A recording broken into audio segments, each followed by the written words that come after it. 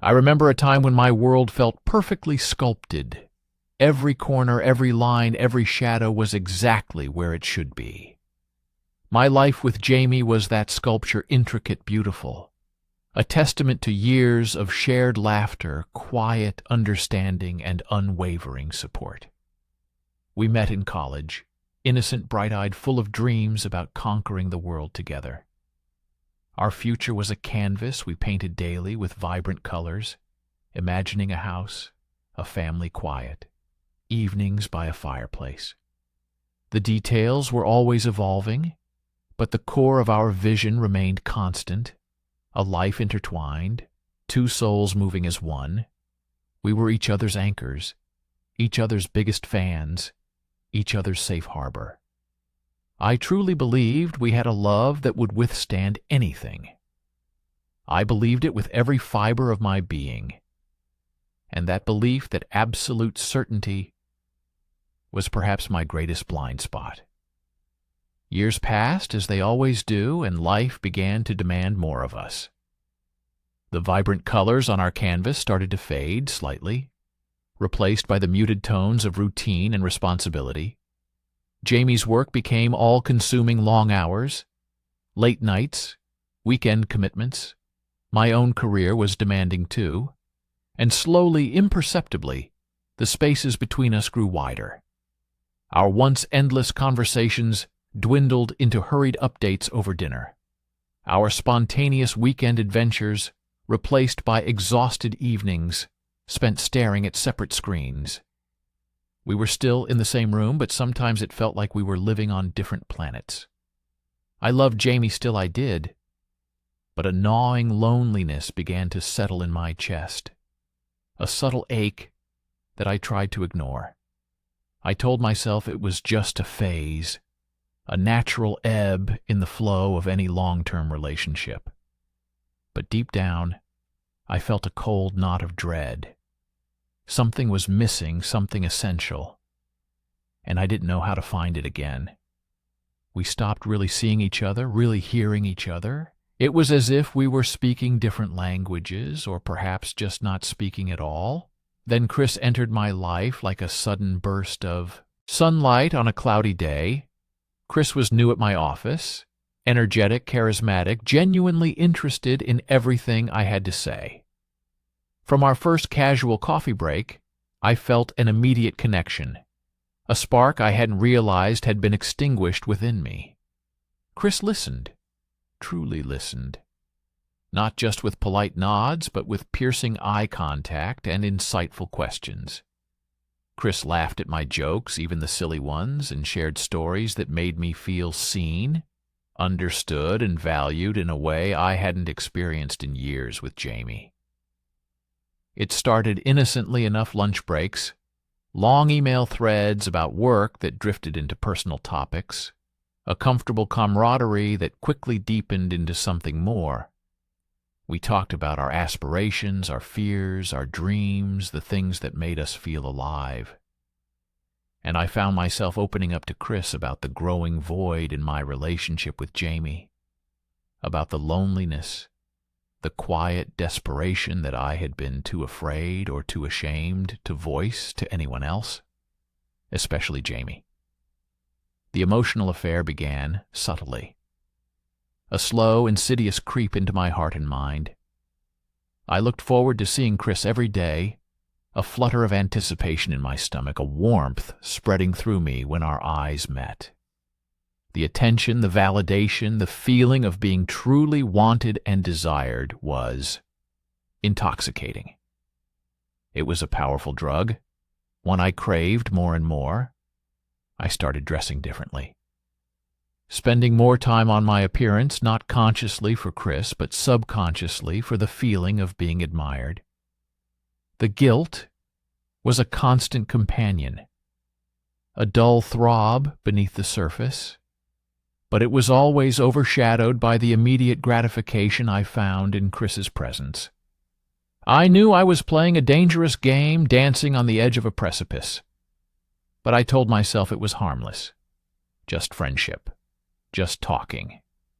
I rationalized that I was simply seeking emotional connection, a human need that Jamie was currently unable to fulfill. I convinced myself I wasn't doing anything wrong. Not really, not yet, not until the line was undeniably crossed. The physical affair followed inevitably a logical, if tragic, progression. We were out for drinks after work, celebrating a project success. The atmosphere was charged with unspoken emotions. The alcohol blurred the edges of my judgment, numbed the nagging voice of my conscience. Chris looked at me with an intensity that promised escape from my mundane reality, promised passion I had forgotten existed. One touch, one kiss was all it took, and the dam burst. Years of suppressed longing, loneliness, and a desperate yearning for connection flooded through me. In that moment I felt alive, vibrant, powerful, desirable, and utterly ashamed. The first time was a whirlwind of conflicting emotions: exhilaration, fear, guilt, a profound sense of betraying everything I held dear. Everything after that became a desperate attempt to recreate that initial surge of feeling, that intoxicating escape.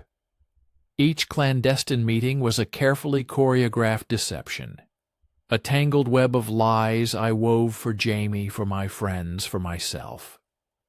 The thrill of the forbidden was undeniably potent, a dangerous game that made my heart race, but the toll it took on my soul was immense.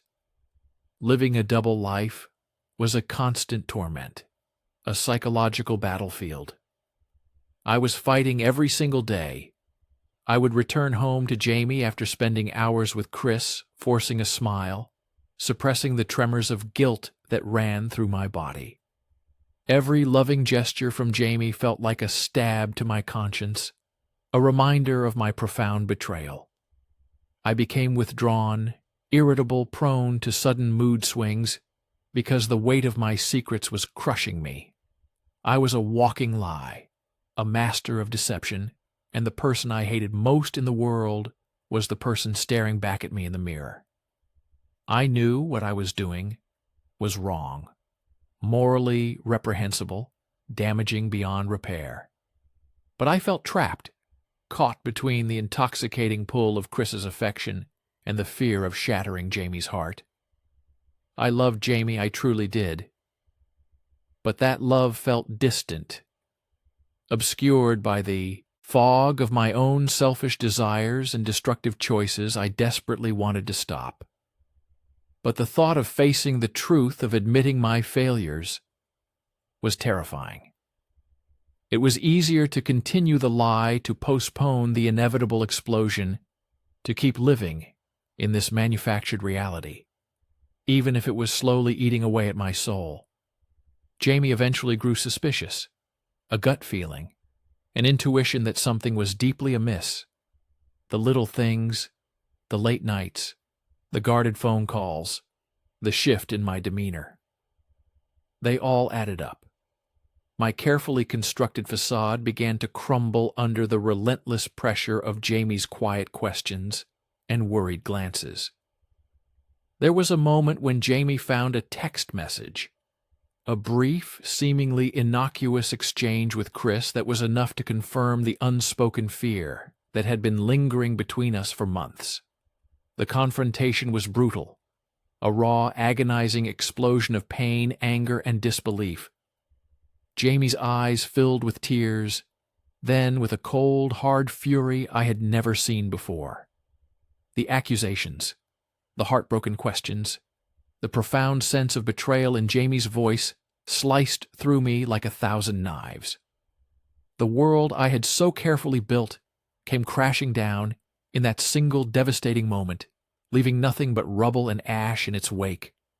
All my lies, all my carefully guarded secrets, were laid bare, exposed to the harsh light of truth, and I felt an overwhelming wave of self-loathing. I watched as Jamie's face twisted in agony, and I knew I was directly responsible for inflicting that unbearable pain on the person I supposedly loved the most. The aftermath was a blur of tears, accusations, and profound regret. Jamie left not with a bang, but with a quiet dignity that only amplified my shame. The house felt empty, haunted by the ghost of our shared past, every object a painful reminder of what I had destroyed. Chris also faded away quickly. Once the secrecy was gone, the thrill had vanished. The true character of our connection was revealed to be nothing more than a shallow escape. Fleeting fantasy built on another person's suffering. I was left utterly alone in the wreckage of my own making, facing the harsh reality of my choices. The guilt was a suffocating blanket, heavy and inescapable. I had not only betrayed Jamie, but I had betrayed myself, my values, my integrity. I had shattered a beautiful love story for fleeting moments of selfish pleasure and validation. The person I had become was unrecognizable to me, a stranger consumed by deceit and weakness. The silence in the house was deafening, broken only by the echo of my own lamentations. In the solitude that followed, I was forced to confront the ugly truth about myself. I spent countless hours dissecting every decision, every lie, every moment of weakness, trying to understand what had led me down such a destructive path. I realized that the affair was not just about Chris or about Jamie. It was about a deeper insecurity within me, a need for external validation, a fear of addressing the quiet discontent in my own relationship. I had been looking for a quick fix, a distraction from the harder work of honest communication and true intimacy. I had taken Jamie's love for granted, assumed it would always be there no matter what. I had failed to nurture it, to fight for it, to cherish it. I learned that true love is not just a feeling. It is a continuous choice, a commitment, a willingness to face challenges together, and to communicate even when it is uncomfortable or difficult. I understood that the pain I had inflicted on Jamie was immeasurable, a wound that might never truly heal, and that was a burden I would carry for the rest of my life. The path to rebuilding myself has been long and arduous. It started with acknowledging my mistakes without making excuses, understanding the immense damage I caused, and accepting the full weight of the consequences. There was no easy way out, no magic wand to erase the past. It was about profound self-reflection therapy, confronting my own flaws and insecurities, and learning to forgive myself, not for the act itself, but for the human fallibility that led to it. I had to learn to love myself again, to trust myself again, to redefine who I was, without the crutch of another person's attention. It was a journey of brutal honesty, of rediscovering my own integrity, and understanding that true happiness comes from within, from genuine connection, and from treating others with the respect and honesty they deserve. My story is a cautionary tale, a painful reminder that even the strongest foundations can crumble if not carefully tended, if not built on unwavering truth and respect. It is a testament to the destructive power of infidelity, not just on the betrayed, but on the betrayer. A scar that serves as a permanent reminder of the lessons learned through the most heartbreaking experience of my life. I hope that sharing my truth, however painful, might prevent someone else from making the same irreversible mistakes. I hope it might encourage others to truly listen, to truly see, and to truly cherish the love they have before it is too late, before the beautiful sculpture is shattered beyond repair.